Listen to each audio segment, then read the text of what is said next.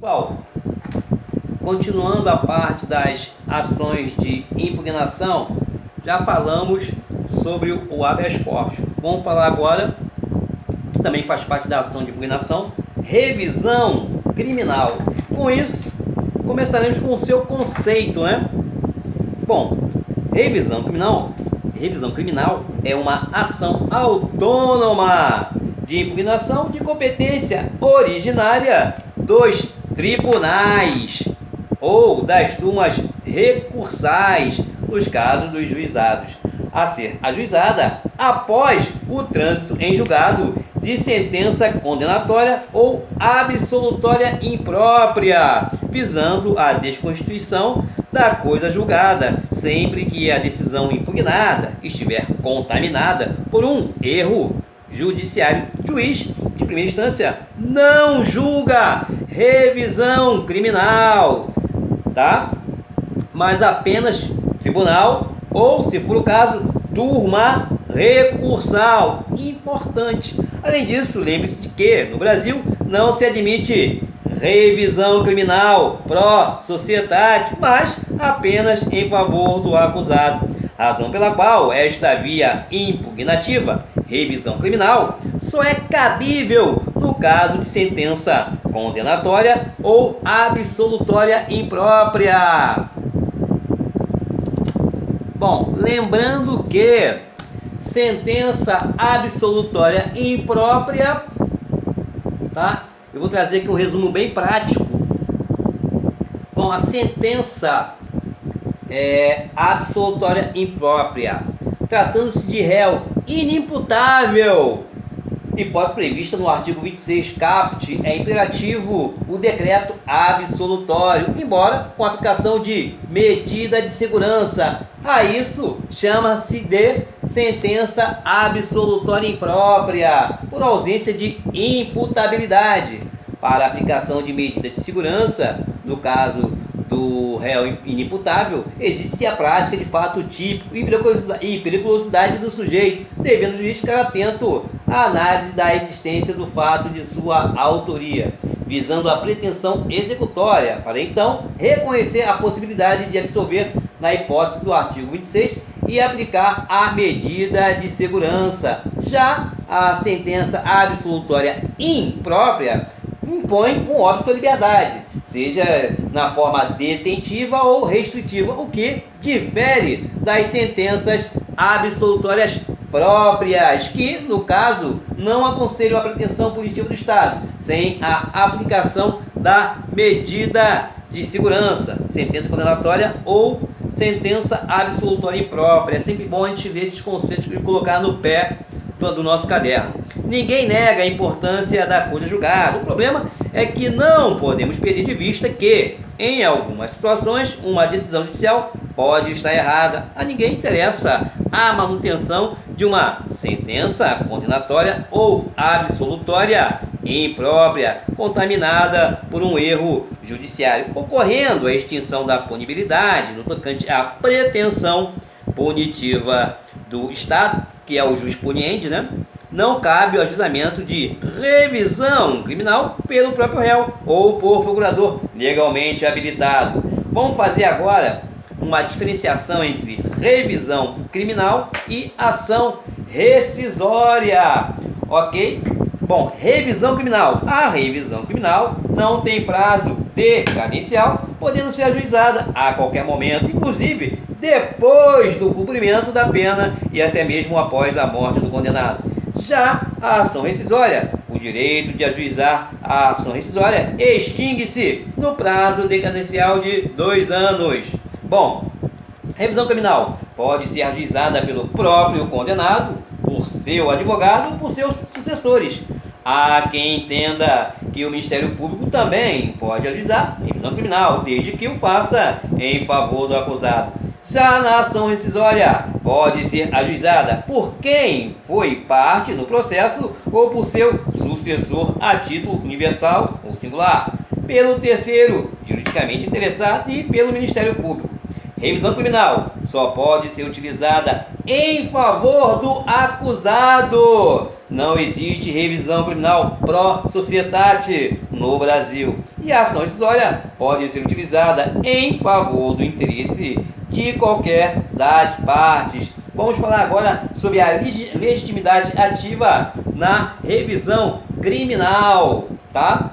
A legitimidade ativa está lá no artigo 623 do Código de Processo Penal. Você vai escrever lá em cima do artigo do caput, né?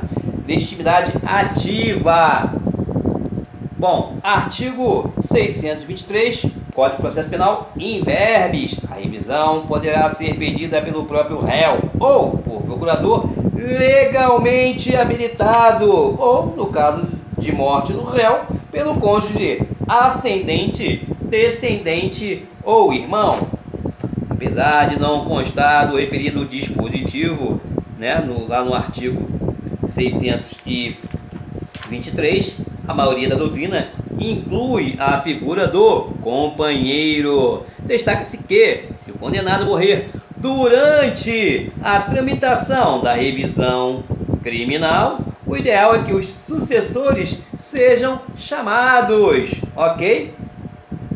Caso não existam sucessores, deve o tribunal nomear um curador especial. É o que preconiza o artigo 631. Vamos marcar também com a canetinha aqui, artigo 631, mais um aqui para a conta, né? Mais um artigo visto, ok? Que diz o seguinte, in verbis: quando no curso da revisão criminal, falecer a pessoa cuja condenação tiver de ser revista, o presidente do tribunal nomeará curador especial para a defesa. Não obstante a norma acima se lancie a respeito, certo é que o tribunal só deve nomear curador se o condenado que ajuizou a revisão criminal não possuir sucessores. Ou seja, lembrando que curador especial, ok? Enfim, para determinado fim, né? A revisão criminal pode ser requerida pelo próprio réu em qualquer tempo, antes ou após a extinção da pena. Beleza? Legitimidade passiva. Nós tratamos da legitimidade ativa, né? Que está lá no artigo 623 do Código de Processo Penal.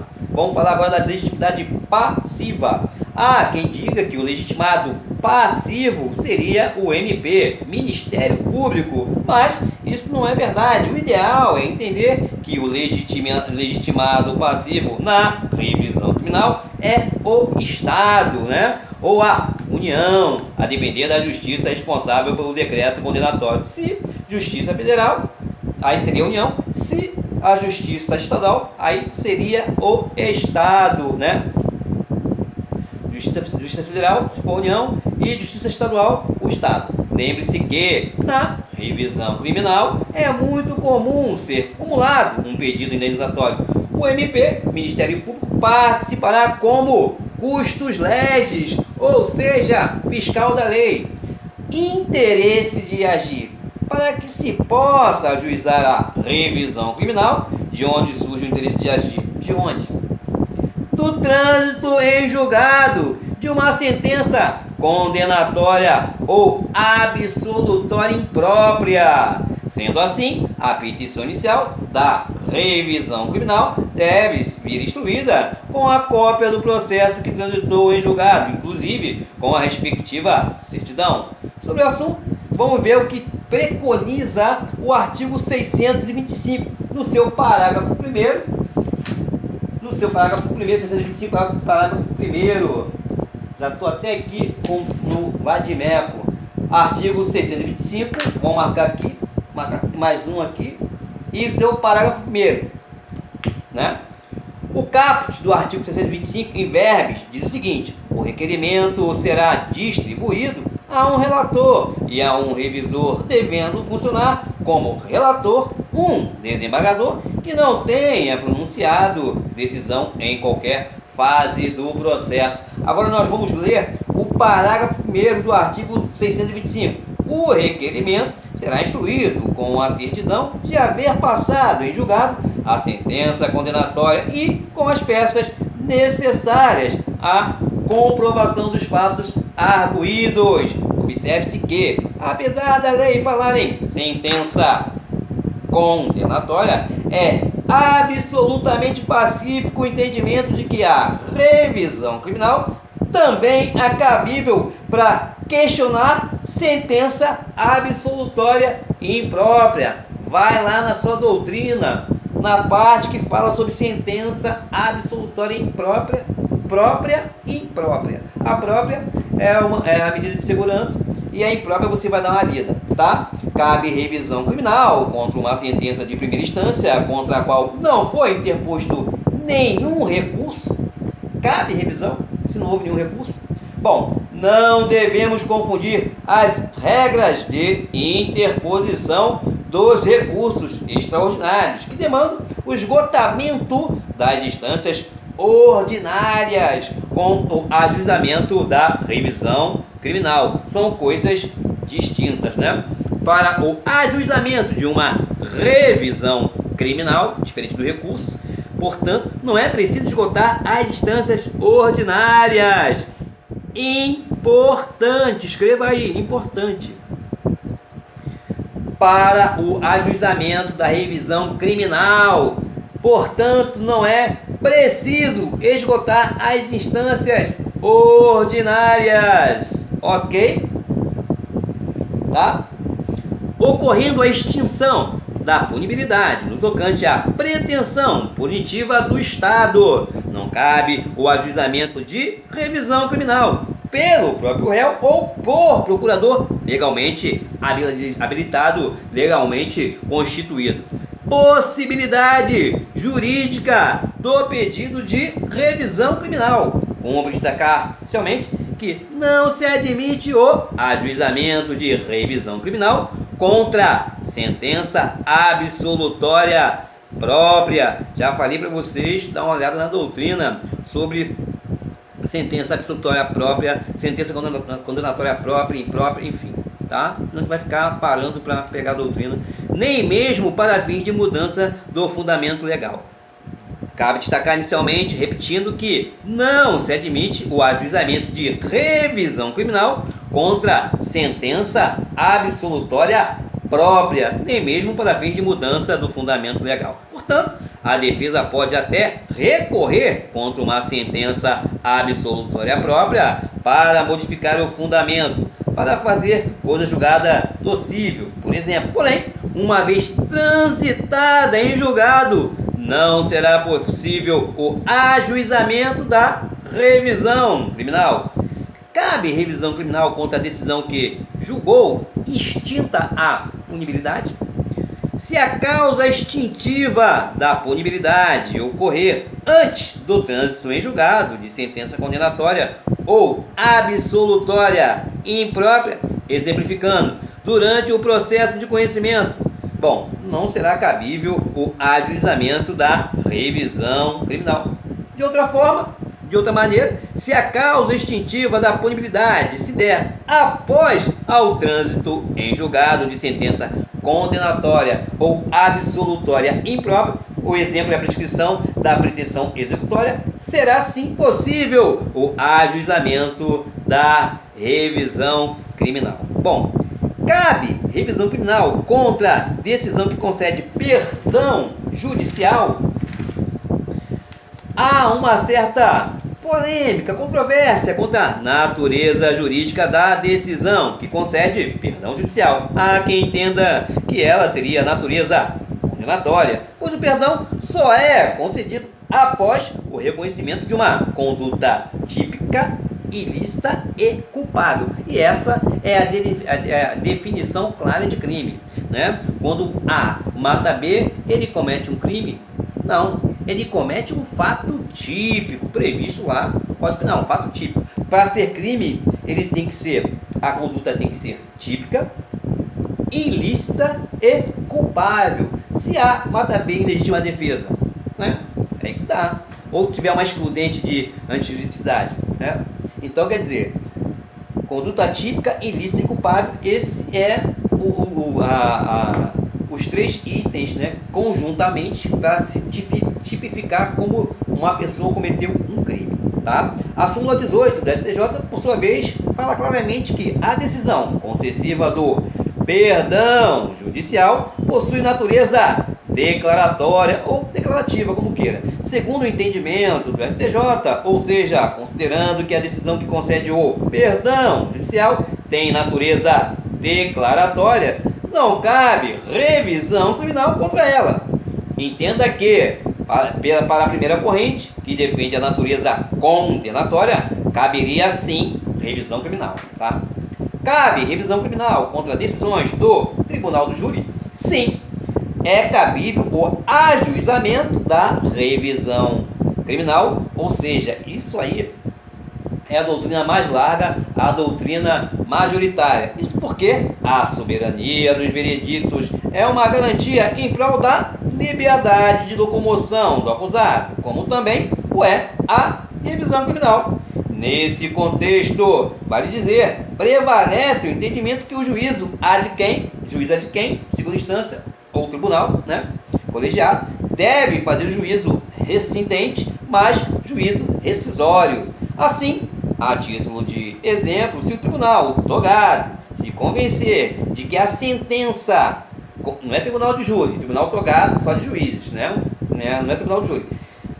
Se o tribunal togado se convencer de que a sentença condenatória se fundou em depoimentos, exames e outros ou documentos comprovadamente falsos, pode, desde já, absolver o acusado, não havendo a necessidade de submetê-lo a novo julgamento perante o tribunal do júri, que é um tribunal popular, ok? Há quem diga que a revisão criminal deveria seguir o mesmo raciocínio do artigo 593, inciso 3, a linha D do Código de Processo Penal, ou seja, apenas o juízo recidente. Já o doutrinador Renato Brasileiro nos brinda com a seguinte posição. Ele até concorda com este posicionamento, mas é minoritário. Segundo a doutrina mais larga, a doutrina majoritária, o entendimento é o seguinte: a revisão criminal só pode ser ajuizada após o trânsito em julgado, Se fosse necessário um novo julgamento, isso inviabilizaria a produção de provas, mormente a testemunhal, além do que retardaria o processo cada vez mais. Trata-se de um posicionamento, portanto, mais prático e mais pragmático. Vamos falar agora do artigo 621, já está aqui aberto aqui, da revisão, e artigo 626, vou marcar aqui mais um artigo para conta, artigo 626, referente à revisão criminal, tá? Que o artigo 621 e artigo 626 vai tratar das hipóteses de cabimento, ok? Botei aqui no meu no caput do meu artigo. Hipótese de cabimento, tá? Artigo 621. A revisão dos processos findos será admitida, inciso 1, quando a sentença condenatória for contrária ao texto expresso da lei penal ou à evidência dos autos. Inciso 2, quando a sentença condenatória se fundar em depoimentos, exames ou documentos comprovadamente falsos. Inciso 3, quando, após a sentença, se descobrirem novas provas de inocência do condenado ou de circunstância que determine ou autorize diminuição especial da pena. Artigo 626, que é referente à revisão criminal, julgando procedente a revisão, o tribunal poderá alterar a classificação da infração, absolver o réu, modificar a pena ou anular o processo. No seu parágrafo único do artigo 626, tem claro, de qualquer maneira, não poderá ser agravada a pena imposta pela decisão revista. Já a doutrina trata-se de um rol taxativo, ou seja, números clausos, tá? Vejamos as situações. Letra A, sentença condenatória ou absolutória imprópria, contrária ao texto expresso da lei penal ou à evidência dos autos. Apesar de o dispositivo referir-se à lei penal, também abrange a lei penal, a Constituição da República Federativa do Brasil e a Comissão Americana de Direitos Humanos. Bem assim, frisa-se que a contrariedade deve ser frontal, evidente e inequívoca. Portanto, não se admite o ajuizamento de revisão criminal se a interpretação for razoável, ainda que controvertida nos tribunais. Com esse entendimento, vale dizer a súmula 343 do STF, cujo teor se aplica perfeitamente à revisão criminal. Aí você vai lá no seu vade-mecum, na parte de súmula do STF, vai lá, súmula 343, marca texto e está lá em verbos. Não cabe ação rescisória por ofensa a literal dispositivo de lei, quando a decisão rescindenda se tiver baseada em texto legal de interpretação controvertida nos tribunais. Letra B. Sentença condenatória ou absolutória imprópria, que se funda em depoimentos, exames ou documentos comprovadamente falsos, tá? Essa falsidade, vale dizer, pode ser comprovada em anterior processo de justificação judicial ou no próprio processo de revisão criminal. Letra C. Após a sentença, descoberta de novas provas de inocência do acusado ou de circunstância que determine ou autorize diminuição especial da pena. Estamos falando aqui das hipóteses de cabimento, tá? Só para não se perder.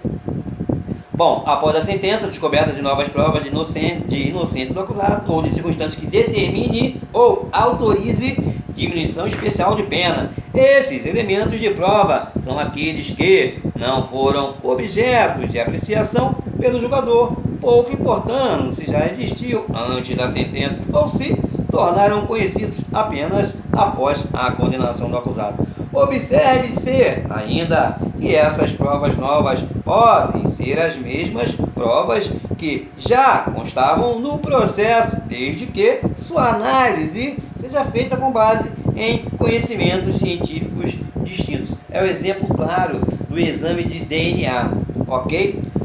Bom, letra D, nulidade do processo. O artigo 626 do nosso Código Penal, que se refere à revisão criminal, não diz expressamente que dele consta uma hipótese de cabimento, mas é possível extrair esse entendimento implicitamente. Vou até escrever aqui, ó, hipótese de cabimento.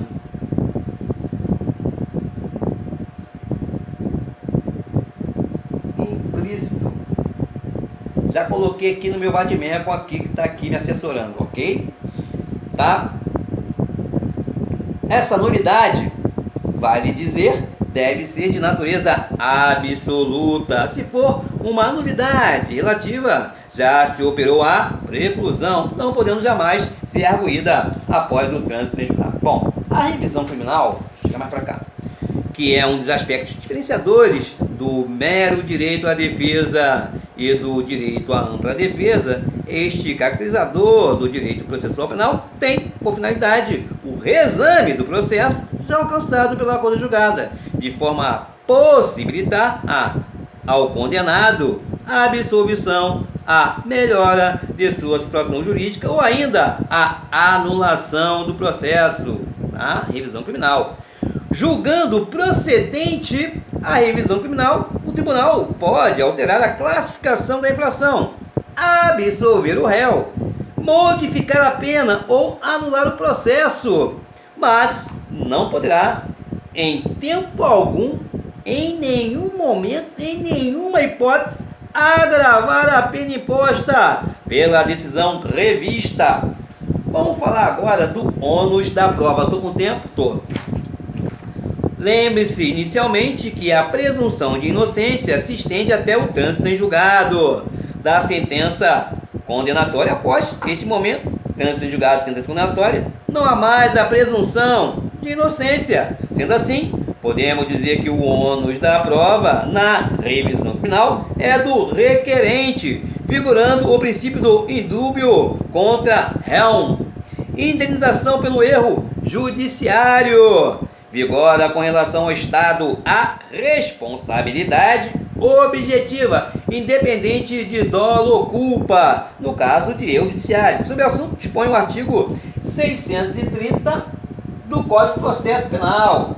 Tá? Vamos ler em verbis. O tribunal, se o interessado requerer, poderá reconhecer o direito a uma justa indenização pelos prejuízos sofridos. Parágrafo 1º. Por essa indenização, que será liquidada no juízo civil, responderá a União, se a condenação tiver sido proferida pela Justiça do Distrito Federal ou de território, ou o Estado, se o tiver sido pela respectiva Justiça Estadual. Parágrafo 2º. A indenização não será devida. Letra A. Se o erro ou a injustiça da condenação proceder de ato ou falta imputável ao próprio impetrante, como a confissão ou a ocultação de prova em seu poder. Tá? Parágrafo 2º. Parágrafo 2º. A indenização não será devida. Letra A. Se o erro ou a injustiça da condenação proceder de fato de ato ou falta imputável ao próprio impetrante, como a confissão, ocultação. Tá. Isso aqui é culpa exclusiva da vítima. Ok? Escrevam lá no seu vadimécum. Parágrafo 2º, a linha A. Tá? Artigo 630, parágrafo 2º, linha A. Culpa exclusiva da vítima. Ok? Tá. A letra B, que tá, se a acusação houver sido meramente privada, não foi recepcionada, tá? Não foi recepcionada pela Constituição. Não foi recepcionada pela Constituição da República Federativa do Brasil de 88. Marque no seu vadimécum. O parágrafo 2º, né, a indenização não será devida, letra A, se o erro, a injustiça da condenação, enfim, traz duas hipóteses em que a indenização não será devida. Na verdade, apenas uma, se não vejamos, erro ou injustiça da condenação que procede de ato ou falta imputável ao próprio impetrante, como a confissão ou a ocultação de prova em seu poder. Esta hipótese refere-se a uma situação de culpa exclusiva da vítima. Neste caso, não será devida qualquer indenização da prática. Todavia, isso é muito difícil de acontecer. Podemos até vislumbrar o seguinte exemplo: condenação fundada em uma única prova, que foi a confissão falsa do acusado. Bom, a acusação meramente privada acabou, né? Essa hipótese é uma pérola. Afinal, o particular pode até acusar, mas quem condena é o Estado. Podemos dizer assim que essa linha não foi recepcionada, que é a linha B do artigo 630, parágrafo 2º, tá? pela Constituição da República Federativa do Brasil. Pois, mesmo sendo a ação penal privada, quem é responsável pelo erro judiciário é o Estado. O Estado é que tem o jus puniendi. Não gera preclusão a inexistência do reconhecimento do direito à indenização no acórdão de revisão criminal. Na revisão criminal, não será devida a justa indenização pelos prejuízos sofridos se o erro da condenação proceder de ato imputável ao próprio impetrante, como, por exemplo, a sua confissão. E aqui fechamos a revisão criminal.